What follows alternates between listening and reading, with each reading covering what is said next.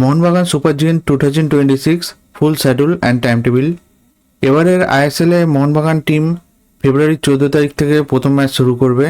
Opposite team Kerala blaster হবে।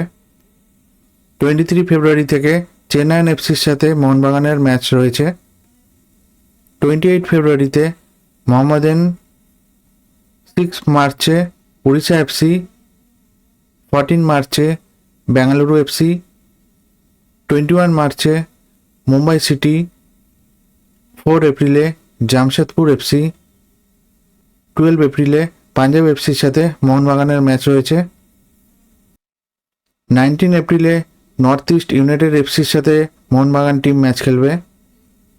26 এপ্রিলে enter কাশি, 3 মেতে ইস্ট বেঙ্গল, 9 মেতে এফসি গোয়া, 17 মেতে স্পোর্টিং ক্লাব দিল্লির মধ্যে ম্যাচ রয়েছে।